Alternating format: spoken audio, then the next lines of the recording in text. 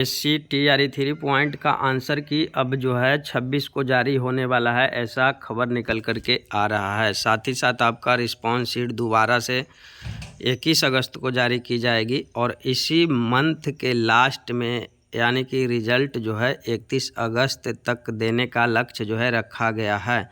इसमें काफ़ी ज़्यादा लेट जो है हो रहा है आपका आरक्षण को लेकर के। अभी विभाग को जो है उस पर कोई भी क्लियरेंस नहीं मिला है, इसके वजह से जो है लेट हो रहा है और आंसर की अभी बहुत सारे सब्जेक्ट के तैयार नहीं हुए हैं। आगे यहाँ पे आप देखिएगा, शिक्षक भर्ती परीक्षा जहानाबाद 2 घंटे देर से शुरू हुई परीक्षा, हंगामा हुआ, कदाचार करते 9 गिरफ्तार हुए। गोपालगंज में सॉल्वर गैंग के 4 साथी हिरासत में लिए गए। चलिए, ये तो होना अच्छा है। 5 अभ्यर्थी OMR कार्बन कॉपी लेकर फरार हो गए हैं ना। पिछली बार जो है वही वाली बात था, OMR लेकर के यहाँ 5 फरार हुए, 7 को भी बहुत सारे लोग फरार हुए थे। वो वाला क्वेश्चन जो है हमारे पास मतलब था। केंद्रीय चयन पार्षद की ओर से रविवार को सिपाही भर्ती के तीसरे चरण की परीक्षा हुई। परीक्षा के दौरान कदाचार करते 9 अभ्यर्थी पकड़े गए। इनमें पटना के 2, गया के 1 और भोजपुर में 2 पर केस दर्ज किया गया, जबकि पश्चिम चंपारण के सेंटर से 1 परीक्षार्थी को परीक्षा से निष्कासित कर दिया गया। भागलपुर से 1 और सहरसा से 2 अभ्यर्थियों को गिरफ्तार किया गया। वहीं गोपालगंज स्थानीय पुलिस ने सॉल्वर गैंग के 4 साथी को हिरासत में ले लिया। इसके पास से इलेक्ट्रॉनिक्स गजट के अलावा कई सामान जब्त किए गए। गोपालगंज पुलिस पूछताछ करने में जुटी है। जहानाबाद के रामकृष्ण परमहंस पब्लिक स्कूल के तकनीकी कारणों से परीक्षा 2 घंटे देर से शुरू हुई। परीक्षा 12 बजे से 2 बजे तक थी, पर 2 बजे से 4 बजे तक हुई। परिषद के अध्यक्ष जितेंद्र कुमार ने बताया कि तकनीकी कारणों से जहानाबाद में परीक्षा 2 घंटे देर से शुरू हुई। अभ्यर्थियों को 2 घंटे का समय दिया गया। अब यहाँ पे आप समझ सकते हैं। परीक्षा केंद्र में OMR कार्बन कॉपी परीक्षा केंद्र से फरार हो गए। पश्चिम चंपारण के सेंटर से कदाचार में पकड़े जाने के दौरान 1 को निष्कासित कर दिया गया। भागलपुर से 1 और सहरसा में 2 अभ्यर्थियों को गिरफ्तार कर स्थानीय थाने के हवाले कर दिया गया।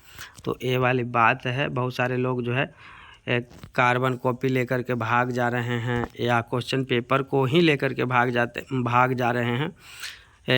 उनको जो परीक्षा से कोई मतलब नहीं होता है, ऐसे लोगों को उनको जो है क्वेश्चन किसी भी प्रकार से बाहर निकालना होता है। तो ऐसे लोग जो है रहते हैं और इन पे कार्रवाई होना चाहिए। घेराबंदी, बैंक खाते से लेकर अचल संपत्ति को टोह में लगी ईडी। बिहार के अतुल और संजीव मुखिया समेत देश भर के 250 परीक्षा माफियाओं की जब्त हो सकती है संपत्ति। अच्छी बात है, होना चाहिए। ये लोग के ऊपर कार्रवाई नहीं होगा तो संभलेंगे कैसे। और जो नए नए दलाल जो बन रहे हैं, अभी क्रिएट हो रहे हैं, तो उन पे जो है इसका असर दिखना चाहिए। इनके ऊपर अगर कड़ी कार्रवाई होगा, इनका सारा संपत्ति जब्त कर लिया जाएगा और कम से कम जो इनको 20 वर्ष का सज़ा अगर मिल जाए, तो आने वाले दिनों में जितने सारे भी दलाल हैं तो इस काम को करने से डरेंगे। बिहार समेत देश भर के 250 परीक्षा माफियाओं के खिलाफ ईडी पर बड़ी कार्रवाई कर सकती है। नीट के साथ ही अन्य राज्यों के परीक्षाओं का पेपर लीक कराने वाले माफियाओं की संपत्ति ईडी जब्त कर सकती है। इसके खिलाफ PML एक्ट यानी प्रिवेंशन ऑन मनी लॉन्ड्रिंग का केस भी दर्ज कर सकती है। ईडी ने नीट UG पेपर के खिलाफ इस तरह की कार्रवाई शुरू कर दी है। ईडी ने नीट पेपर लीक मामले में फरार चल रहे और जेल में बंद करीब 1 दर्जन परीक्षा माफियाओं के खिलाफ अपने यहाँ ECIR यानी कि इन्फोर्समेंट केस इन्वेस्टिगेशन रिपोर्ट दर्ज कर जांच शुरू कर दी है। फरार चल रहे संजीव मुखिया के अलावा जेल में बंद नीतीश कुमार, अमित वत्स, रॉकी, चिंटू, पंकज, जय, सिकंदर प्रसाद जो है, यादवेंदु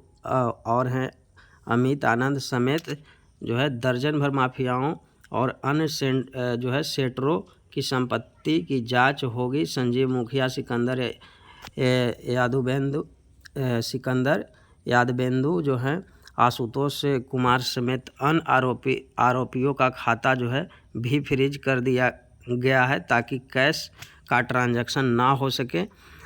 इन सबों को ईडी ने नोटिस भी भेज दिया है। प्रिंटिंग प्रेस के मालिक भी निशाने पर हैं। परीक्षा माफिया प्रिंटिंग प्रेस मालिकों की मिलीभगत से परीक्षा से पहले पेपर उड़ा लेते हैं।